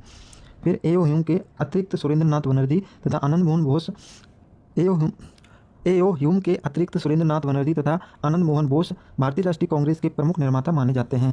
भारतीय राष्ट्रीय कांग्रेस की स्थापना प्रथम अधिवेशन में सुरेंद्रनाथ बनर्जी शामिल नहीं हुए थे। भारतीय राष्ट्रीय कांग्रेस की स्थापना के समय भारत का वायसराय डफरिन था। भारत के वायसराय डफरिन ने भारतीय राष्ट्रीय कांग्रेस को राष्ट्रद्रोहियों की संस्था कहा। भारत के वायसराय डफरिन के अनुसार वह भारतीय राष्ट्रीय कांग्रेस जनता के उस अल्पसंख्यक वर्ग का प्रतिनिधित्व करती है जिसकी संख्या बहुत कम है, सूक्ष्म है। भारतीय राष्ट्रीय कांग्रेस का प्रथम अधिवेशन पुणे में आयोजित होना था, लेकिन उस समय पुणे में प्लेग रोग फैल जाने के कारण यह अधिवेशन मुंबई में आयोजित किया गया था। भारतीय राष्ट्रीय कांग्रेस के प्रथम अधिवेशन का आयोजन 28 से 30 दिसंबर 1885 को ग्वालियर टैंक बम्बई में स्थित गोकुल दास तेजपाल संस्कृत कॉलेज में हुआ था। भारतीय राष्ट्रीय कांग्रेस के प्रथम अधिवेशन में भाग लेने वाले अधिकतर नेता, वकील तथा पत्रकार थे। इस अधिवेशन में भाग लेने वाले प्रतिनिधियों की कुल संख्या 72 थी, जो कि अधिकांश वर्गों का प्रतिनिधित्व करते थे। भारतीय राष्ट्रीय कांग्रेस के प्रथम अधिवेशन के अध्यक्ष व्योमेश चंद्र बनर्जी तथा सचिव A.O. ह्यूम थे। माना जाता है कि A.O. ह्यूम ने भारतीय राष्ट्रीय कांग्रेस की स्थापना में जिन मुख्य लक्ष्यों को ध्यान में रखकर अपना सहयोग दिया था, उनमें सबसे प्रमुख था शासन के विरुद्ध बढ़ते जन असंतोष हेतु सुरक्षा कपाट सेफ्टी वॉल की व्यवस्था करना। सुरक्षा कपाट सेफ्टी वॉल का सिद्धांत लाला लाजपत राय ने अपनी पुस्तक यंग इंडिया में प्रकाशित एक लेख में दिया था। लाला लाजपत राय ने अपनी पुस्तक यंग इंडिया में प्रकाशित एक लेख में भारतीय राष्ट्रीय कांग्रेस को वायसराय डफरिन के दिमाग की एक उपज बताया है। भारतीय राष्ट्रीय कांग्रेस के द्वितीय अधिवेशन में दादाभाई नौरोजी अध्यक्ष ने अपने अध्यक्षीय भाषण में घोषित किया था कि भारतीय राष्ट्रीय कांग्रेस के अधिवेशनों सम्मेलनों में सामाजिक एवं धार्मिक प्रवृत्ति के प्रश्न नहीं उठाए जाएंगे।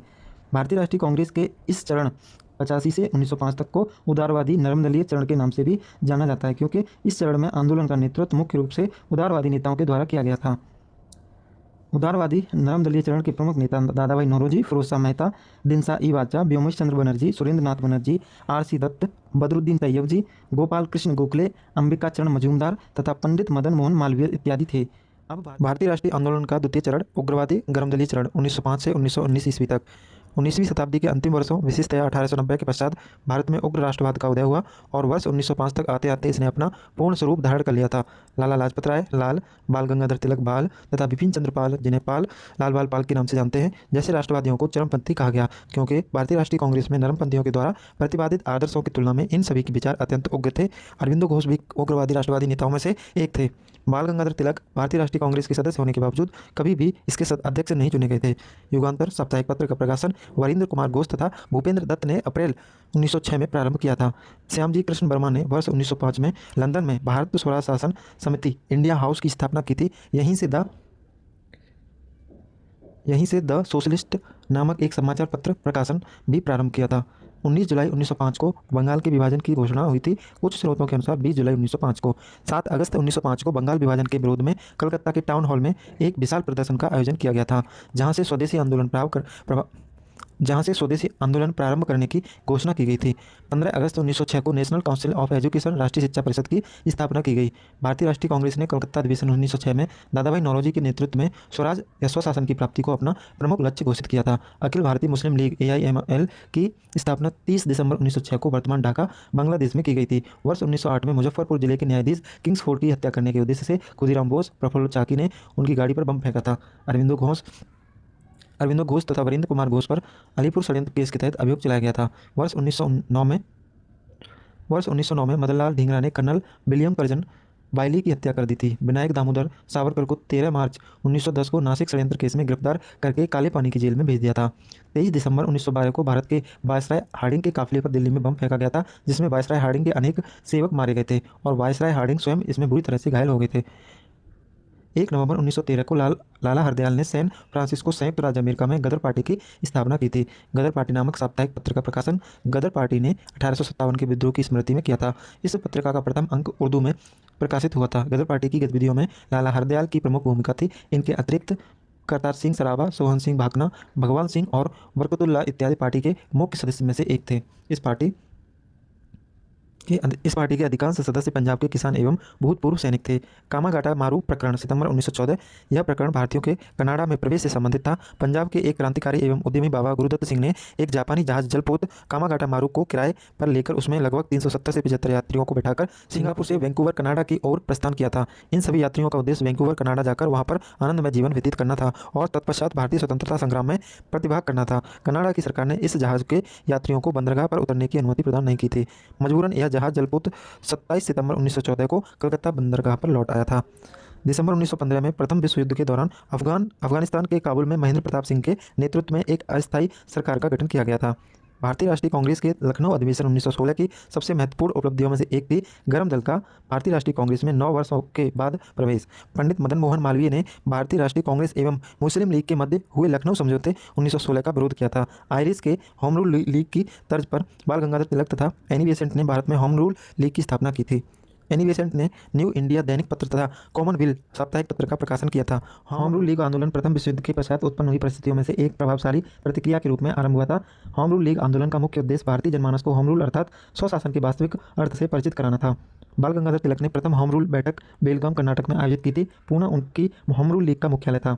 मॉन्टेग्यू की घोषणा अगस्त 1917 में। भारत के राज्य सचिव एडविन मॉन्टेग्यू ने 20 अगस्त 1917 को हाउस ऑफ कॉमन्स में ब्रिटिश सरकार के उद्देश्य पर एक महत्वपूर्ण घोषणा की थी।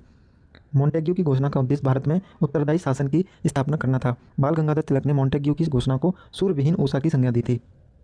भारतीय राष्ट्रीय आंदोलन का तृतीय चरण भारतीय राष्ट्रीय आंदोलन का तृतीय चरण गांधी युग के नाम से जाना जाता है। महात्मा गांधी का जन्म 2 अक्टूबर 1869 में गुजरात के पोरबंदर में हुआ था तथा इनका विवाह 13 वर्ष की आयु में कस्तूरबा गांधी से हुआ था। महात्मा गांधी 1893 ईस्वी में एक गुजराती व्यापारी दाता अब्दुल्ला का मुकदमा लड़ने के लिए डरबन दक्षिण अफ्रीका गए थे। 9 जनवरी 1915 को महात्मा गांधी दक्षिण अफ्रीका से भारत लौटे और गोपाल कृष्ण गोखले को अपना राजनीतिक गुरु बनाया था। गोपाल कृष्ण गोखले के राजनीतिक गुरु महादेव गोविंद राणा थे। महात्मा गांधी ने अहमदाबाद गुजरात में साबरमती आश्रम की स्थापना की थी। अपने प्रारंभिक दिनों में महात्मा गांधी ने ब्रिटिश सरकार के युद्ध प्रयासों में सहायता की थी, जिसके परिणामस्वरूप ब्रिटिश सरकार ने उन्हें 1915 में केसरी हिंद की उपाधि प्रदान की। महात्मा गांधी ने भारत में सत्याग्रह का पहला सफल प्रयोग 1917 ईस्वी में चंपारण बिहार में किया था। राजकुमार शुक्ल के कहने पर महात्मा गांधी किसानों की समस्या सुनने के लिए चंपारण बिहार गए थे। द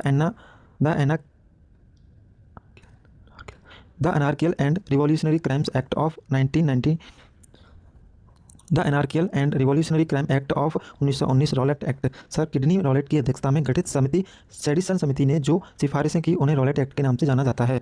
रॉलेट एक्ट 1919 भारत में क्रांतिकारियों गतिविधियों एवं राष्ट्रवादी भावनाओं के दमन के लिए लाया गया था। रॉलेट एक्ट 1919 को बिना वकील, बिना दलील तथा बिना अपील का कानून कहा था। भारतवासियों ने इसे काला कानून भी कहा था। जलियांवाला बाग हत्याकांड 13 अप्रैल 1919। 9 अप्रैल 1919 को राष्ट्रवादी नेताओं डॉक्टर सैफुद्दीन किचलू तथा डॉक्टर सत्यपाल को ब्रिटिश सरकार ने गिरफ्तार कर लिया था। इन नेताओं की गिरफ्तारी के विरोध में बैसाखी के दिन 13 अप्रैल 1919 को पंजाब के अमृतसर के जलियांवाला बाग में एक विशाल सभा का आयोजन हुआ था। महात्मा गांधी ने जलियांवाला बाग हत्याकांड के विरोध में ब्रिटिश सरकार के द्वारा प्रदान की गई केसरी हिंद की उपाधि त्याग दी थी। रविंद्रनाथ टैगोर ने जलियांवाला बाग हत्याकांड के विरोध में अपनी नाइटहुड की उपाधि भी त्याग दी थी। भारत के राज्य सचिव एडविन मॉन्टेग्यू ने इस हत्याकांड की जांच के लिए 14 अक्टूबर 1919 को हंटर आयोग का गठन किया था। इस आयोग में 3 भारतीय सदस्य भी शामिल थे। ऊधम सिंह ने पंजाब के भूतपूर्व lieutenant governor Michael O'Dwyer की 13 मार्च 1940 को कैक्सटन हॉल, वेस्टमिंस्टर, लंदन में गोली मारकर हत्या कर दी थी। इस कृत्य के लिए 31 जुलाई 1940 को ऊधम सिंह को फांसी की सजा दी गई थी। खिलाफत आंदोलन मोहम्मद अली एवं शौकत अली ने 1919 में शुरू किया था। इस आंदोलन की शुरुआत भारतीय मुसलमानों ने तुर्की के ऑटोमन साम्राज्य की सुरक्षा व खलीफा के पद को बनाए रखने के लिए की थी। असहयोग आंदोलन 1920 से 22। भारतीय राष्ट्रीय कांग्रेस के नागपुर अधिवेशन में असहयोग आंदोलन का प्रस्ताव चित्तरंजन दास ने प्रस्तावित किया था। महात्मा गांधी के द्वारा 1 अगस्त 1920 को असहयोग आंदोलन प्रारंभ किया गया था। 4 फरवरी 1922 को कुछ स्रोतों के अनुसार 5 फरवरी को गोरखपुर जिले के चौरी चौरा नामक स्थान पर आंदोलनकारियों ने एक थाने पर आग लगा दी थी। इस घटना से महात्मा गांधी बहुत दुखी हुए थे और उन्होंने 12 फरवरी 1922 को असहयोग आंदोलन समाप्त कर दिया था। बाल गंगाधर तिलक ने असहयोग आंदोलन का समर्थन किया, परंतु इस आंदोलन के प्रथम दिन 1 अगस्त 1920 को उनकी मृत्यु हो गई थी। Hindustan Republican association 1924। अक्टूबर 1924 में पंडित रामप्रसाद बिस्मिल, सचिंद्रनाथ सान्याल इत्यादि ने मिलकर हिंदुस्तान रिपब्लिकन एसोसिएशन की स्थापना कानपुर में की थी। काकोरी कांड, काकोरी ट्रेन एक्शन 1925। यह घटना 9 अगस्त 1925 को काकोरी नामक स्थान पर हुई थी, जिसमें एक 8 डाउन ट्रेन में रखे सरकारी खजाने को लूटा गया था। इस घटना में कई लोगों को अभियुक्त बनाया, जिसमें से पंडित रामप्रसाद बिस्मिल, राजेंद्र लाहिड़ी, अशफाक उल्ला खां तथा रोशन सिंह को फांसी की सजा दी गई थी। पंडित रामप्रसाद बिस्मिल को गोरखपुर, राजेंद्र लाहिड़ी को गोंडा, अशफाक उल्ला खां को फैजाबाद तथा रोशन सिंह को इलाहाबाद में फांसी की सजा सुनाई गई थी। हिंदुस्तान सोशलिस्ट रिपब्लिकन एसोसिएशन 1928 में, दिसंबर 1928 में चंद्रशेखर आज़ाद ने Hindustan socialist Republican association HSRA की स्थापना फिरोजा कोटला मैदान दिल्ली में की थी। साइमन कमीशन या श्वेत कमीशन 1927-28। नवंबर 1927 में सर जॉन साइमन की अध्यक्षता में एक आयोग गठित किया, जिसमें कोई भी भारतीय सदस्य नहीं था। साइमन कमीशन फरवरी 1928 में बम्बई भारत आया था। इरविन के सुझावों पर भारतीयों को साइमन कमीशन से बाहर रखा गया था। भारतीय राष्ट्रीय कांग्रेस ने इस कमीशन का बहिष्कार किया था। लाहौर में 17 नवंबर 1928 को साइमन कमीशन का विरोध करते समय पुलिस की लाठी लगने से लाला लाजपत राय की मृत्यु हो गई थी। साइमन कमीशन ने अपनी रिपोर्ट मई 1930 में प्रस्तुत की थी। सविनय अवज्ञा आंदोलन 1930 से 34 तक चला। 12 मार्च 1930 को महात्मा गांधी ने ऐतिहासिक नमक सत्याग्रह आंदोलन प्रारंभ किया था। इसे दांडी मार्च के नाम से भी जाना जाता है। महात्मा गांधी ने साबरमती आश्रम अहमदाबाद से अपने 78 अनुयायियों के साथ दांडी मार्च प्रारंभ किया। 24 दिन के लंबी यात्रा के पश्चात 6 अप्रैल 1930 को दांडी में महात्मा गांधी ने नमक सत्याग्रह आंदोलन को तोड़ दिया था। यहीं से सविनय अवज्ञा आंदोलन की शुरुआत हुई थी। दांडी में नमक सत्याग्रह का सार्वजनिक रूप से उल्लंघन करने के समय महात्मा गांधी ने राजद्रोह मेरा धर्म हो गया है नामक एक विख्यात वक्तव्य भी दिया था। वे मिलर अमेरिकी पत्रकार को दांडी मार्च के समय साबरमती आश्रम में गांधी ने अपने साथ ठहराया था। खुदाई खिदमतगार लाल कुर्ती आंदोलन खान अब्दुल गफ्फार खान ने शुरू किया था। इस आंदोलन के माध्यम से खान अब्दुल गफ्फार खान ने सविनय अवज्ञा आंदोलन को भी अपना सहयोग प्रदान किया था। व्यक्तिगत सत्याग्रह 17 अक्टूबर 1940। भारतीय राष्ट्रीय कांग्रेस ने अगस्त प्रस्ताव के पश्चात वर्ष 1940 के अंत में महात्मा गांधी के नेतृत्व में इस सत्याग्रह का प्रारंभ पवनार आश्रम महाराष्ट्र से किया था। विनोबा भावे 17 अक्टूबर 1940 को प्रथम सत्याग्रही, जवाहरलाल नेहरू द्वितीय सत्याग्रही तथा ब्रह्मदत्त तृतीय सत्याग्रही बने। सत्याग्रहियों के इस आंदोलन को दिल्ली चलो आंदोलन भी कहा जाता है। क्रिप्स मिशन मार्च 1942। ब्रिटेन के प्रधानमंत्री विंस्टन चर्चिल ने 11 मार्च 1942 को क्रिप्स मिशन की घोषणा की थी। सर स्टेफोर्ड क्रिप्स के नेतृत्व में 23 मार्च 1942 को क्रिप्स मिशन भारत आया था। महात्मा गांधी ने क्रिप्स मिशन के प्रस्ताव पर टिप्पणी करते हुए कहा था कि यह आगे की तारीख का चेक है जिसका बैंक नष्ट होने वाला था। जवाहरलाल नेहरू ने क्रिप्स मिशन के प्रस्तावों के संबंध में कहा था कि इसको स्वीकार करना भारत को अनिश्चित खंडों में विभक्त करने के लिए मार्ग प्रशस्त करना था।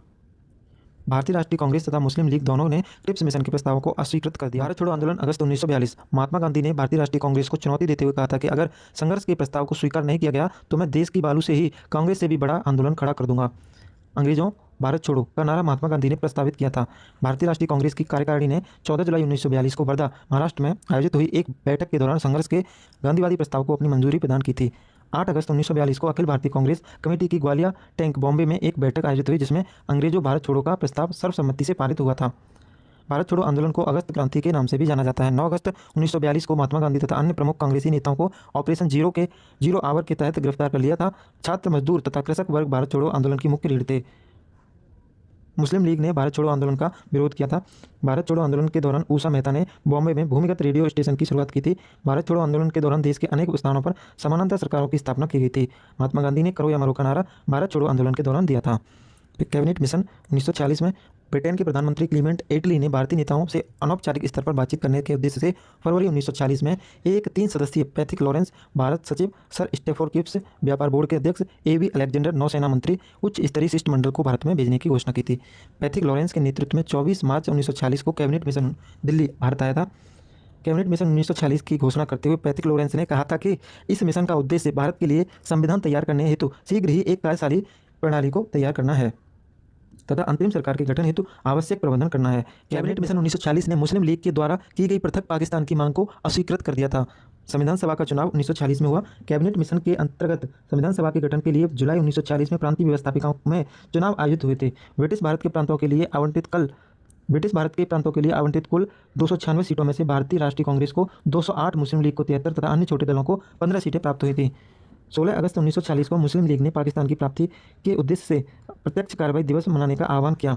संविधान सभा की प्रथम बैठक 9 दिसंबर 1946 को नई दिल्ली स्थित कॉन्स्टिट्यूशनल हॉल अब संसद भवन का केंद्रीय कक्ष में आयोजित हुई थी। इस प्रथम बैठक में डॉक्टर सच्चिदानंद सिन्हा को संविधान सभा का अस्थायी अध्यक्ष चुना गया, लेकिन 11 दिसंबर 1946 को संविधान सभा की द्वितीय बैठक में डॉक्टर राजेंद्र प्रसाद को संविधान सभा का स्थायी अध्यक्ष चुना गया। मुस्लिम लीग ने संविधान सभा 1940 का भी विरोध किया था। एटली की घोषणा 1947। ब्रिटेन के प्रधानमंत्री क्लीमेंट एटली ने 20 फरवरी 1946 को घोषणा की थी कि सभी अंग्रेज 30 जून 1948 से पहले भारत के लोगों को सत्ता सौंपकर सदा के लिए भारत को छोड़ देंगे। परीक्षा की दृष्टि से अन्य महत्वपूर्ण तथ्य। भारत में प्रकाशित होने वाला प्रथम समाचार पत्र बंगाल गजट 1780 ईस्वी में कलकत्ता से था। 19वीं शताब्दी के भारत की महिला समाज सुधारक ताराबाई शिंदे ने स्त्री पुरुष तुलना पुस्तक की रचना की थी। सती प्रथा पर प्रतिबंध लगाने वाले बंगाल सती अधिनियम 1829 को विलियम बेंटिक ने पारित किया था। विधवा पुनर्विवाह के क्षेत्र में सबसे महत्वपूर्ण योगदान ईश्वर चंद्र विद्यासागर का था। प्रसिद्ध समाज सुधारक ज्योतिराव गोविंदराव फूले ज्योतिबा फूले ने गुलामगिरी नामक पुस्तक लिखी। शुद्धि आंदोलन आर्य समाज ने शुरू किया था। आर्य महिला समाज की स्थापना पंडिता रमाबाई सरस्वती ने की थी। स्वामी विवेकानंद ने 1893 ईस्वी में शिकागो यूएसए में विश्व धर्म सम्मेलन को संबोधित किया था। वर्ष 1893 में आयरलैंड की थियोसोफिस्ट महिला एनी बेसेंट भारत आई थी। ब्रिटिश हाउस ऑफ कॉमन्स का चुनाव लड़ने वाले प्रथम भारतीय दादाभाई नौरोजी थे, जो कि लिबरल पार्टी से चुनाव जीते थे। Poverty and un-British rule in India पुस्तक के लेखक दादाभाई नौरोजी हैं। उग्रवादी विचारधारा के समर्थक बाल गंगाधर तिलक ने महाराष्ट्र के लोगों में स्वराज के प्रति प्यार तथा ब्रिटिश विरोधी भावनाओं को जगाने के लिए गणपति उत्सव एवं शिवाजी उत्सव को मनाया था। बाल गंगाधर तिलक के मराठा अंग्रेजी भाषा में तथा केसरी मराठी भाषा में नामक समाचार पत्रों ने लोगों में स्वशासन एवं राष्ट्रीयता के विचारों का प्रचार किया था। वर्ष 1897 में चापेकर बंधुओं दामोदर हरि चापेकर तथा बालकृष्ण हरि चापेकर ने रैंड तथा लेफ्टिनेंट आयस्ट की हत्या कर दी थी। वर्ष 1899 में विनायक दामोदर सावरकर तथा उनके भाई गणेश दामोदर सावरकर ने एक गुप्त सभा मित्र मेला का गठन किया था। कुछ समय के पश्चात यही वर्ष 1904 में अभिनव भारत के नाम से भी पहचानी गई। लंदन में रहकर विनायक दामोदर सावरकर ने the Indian war of independence 1857 नामक एक प्रसिद्ध पुस्तक भी लिखी थी। वर्ष 1901 में बंगाल में शांति निकेतन नामक स्कूल की स्थापना रविंद्रनाथ टैगोर ने की थी। बंगाल में क्रांतिकारियों का प्रथम गुप्त संगठन अनुशीलन समिति था। इसका गठन वर्ष 1902 में किया गया था। 16 अक्टूबर 1905 से बंगाल विभाजन की घोषणा प्रभावी हो गई थी। आंदोलनकारियों ने इस दिन को शोक दिवस के रूप में मनाया था। भारत के वायसराय कर्जन के द्वारा किया गया बंगाल विभाजन 1905 सम्राट जॉर्ज पंचम के द्वारा तृतीय दिल्ली दरबार 1911 में कर्जन के अधिनियम को निराकृत किए जाने तक बना रहा। स्वदेशी तथा बहिष्कार प्रथम बार बंगाल विभाजन के विरुद्ध आंदोलन के दौरान संघर्ष की विधि के रूप में अपनाए गए थे। स्वदेशी तथा बहिष्कार आंदोलन में आंदोलनकारियों ने विदेशी वस्त्रों की होली जलाई थी। सूरत अधिवेशन दिसंबर 1907 में भारतीय राष्ट्रीय कांग्रेस के विभाजन का प्रमुख कारण ब्रिटिश सरकार के साथ नरमपंथियों की वार्ता की क्षमता के बारे में चरमपंथियों में विश्वास का अभाव था। सरला देवी चौधरी रानी ने वर्ष 1910 में इलाहाबाद प्रयागराज में भारत स्त्री महामंडल की प्रथम बैठक का संचालन किया था। वर्ष 1917 में महात्मा गांधी ने दमनकारी वृक्षारोपण प्रणाली के खिलाफ किसानों को विरोध करने हेतु प्रेरित करने के लिए चंपारण की यात्रा की थी। महात्मा गांधी ने अहमदाबाद टेक्सटाइल लेबर एसोसिएशन की स्थापना की। रॉलेट एक्ट 1919 के विरोध सत्याग्रह में महात्मा गांधी ने होम रूल लीग का प्रयोग करने का प्रयास किया था। 20 मार्च 1927 को डॉक्टर भीमराव अम्बेडकर ने महान सत्याग्रह का नेतृत्व किया था। साइमन कमीशन के भारत आने के विरोध में व्यापक रूप से जन आंदोलन हुआ था, जिसका कारण इस कमीशन के कुल 7 सदस्यों में से कोई भी भारतीय सदस्य का नहीं होना था। वर्ष 1930 में दलित वर्ग समाज डिप्रेस्ड क्लासेस एसोसिएशन की शुरुआत डॉक्टर भीमराव अम्बेडकर ने की थी। महात्मा गांधी और डॉक्टर भीमराव अम्बेडकर के बीच हुए पूना समझौते पर 24 सितंबर 1932 को हस्ताक्षर किए गए थे। महात्मा गांधी ने वर्ष 1932 में अखिल भारतीय हरिजन संघ की स्थापना की थी। 1939 ईस्वी में महात्मा गांधी के द्वारा प्रस्तावित प्रत्याशी वी पट्टाभी सीतारामैया को हराकर सुभाष चंद्र बोस भारतीय राष्ट्रीय कांग्रेस के अध्यक्ष चुने गए थे। प्रथम अंतरिम राष्ट्रीय सरकार की घोषणा 24 अगस्त 1946 को की गई थी। भारतीय स्वतंत्रता अधिनियम 1947 को ब्रिटिश संसद ने 18 जुलाई 1947 को पारित किया था। 14 अगस्त 1947 को पाकिस्तान के प्रथम गवर्नर जनरल मोहम्मद अली जिन्ना बने थे। 15 अगस्त 1947 को जवाहरलाल नेहरू ने भारत के प्रथम प्रधानमंत्री के रूप में लाल किले पर राष्ट्रीय ध्वज फहराया था। वेंकैया राष्ट्रीय ध्वज की डिजाइन से संबंधित हैं। स्वतंत्रता के समय भारतीय रियासतों की कुल संख्या 562 थी। भारत की स्वतंत्रता प्राप्ति के पश्चात महात्मा गांधी ने एक सुझाव दिया था कि अब भारतीय राष्ट्रीय कांग्रेस को समाप्त कर देना चाहिए। आचार्य जे बी कृपलानी भारत की आज़ादी के समय भारतीय राष्ट्रीय कांग्रेस के अध्यक्ष थे। प्रमुख स्वतंत्रता सेनानी एवं उनकी महत्वपूर्ण पुस्तकें, समाचार पत्र और पत्रिकाएं। महात्मा गांधी, यंग इंडिया, हरिजन नवजीवन, हिंद स्वराज, सत्य के साथ मेरे प्रयोग, बाल गंगाधर तिलक, मराठा केसरी, गीता रहस्य, वेदों में आर्कटिक निवास, the Arctic home in the Vedas. Jawaharlal Nehru ने भारत की खोज, डिस्कवरी ऑफ इंडिया, विश्व इतिहास की झलक। मौलाना अबुल कलाम आज़ाद ने अल हिलाल, इंडिया विंस फ्रीडम। लाला लाजपत राय ने अनहैप्पी इंडिया और आर्य समाज की स्थापना की थी। डॉक्टर राजेंद्र प्रसाद ने भारत विभाजन, इंडिया डिवाइडेड, चंपारण में सत्याग्रह जैसी पुस्तकें लिखी। सुरेंद्र नाथ बनर्जी ने अ नेशन इन मेकिंग पुस्तक लिखी। भगत सिंह ने why I am an atheist पुस्तक लिखी। रविंद्रनाथ टैगोर ने गीतांजलि, गोरा, काबुलीवाला। पंडित मदन मोहन मालवीय ने अभ्युदय, लीडर, हिंदुस्तान जैसी पुस्तकें लिखी थी। दीनबंधु मित्र ने नील दर्पण लिखा। एनी बेसेंट ने new India, Commonwealth. Subhash Chandra Bose ने इंडियन स्ट्रगल और राजा राममोहन राय ने कुफत उल मुहाफिद्दीन, ईश्वरवादियों के लिए उपहार, संवाद कॉमेडी, मिरात उल अखबार लिखी। ईश्वर चंद्र विद्यासागर ने सोम प्रकाश और दादा भाई नौरोजी ने राष्ट्र गुफ्तार, फिरोज शाह मेहता ने बॉम्बे क्रॉनिकल जैसी पुस्तक लिखी थी। तो साथियों, इस तरीके से हमने आधुनिक भारत के इतिहास का बहुत ही अच्छी तरीके से रिवीजन कर लिया है। बस आपसे रिक्वेस्ट है, वीडियो को लाइक जरूर करके जाएं और सब्सक्राइब कर लें चैनल को।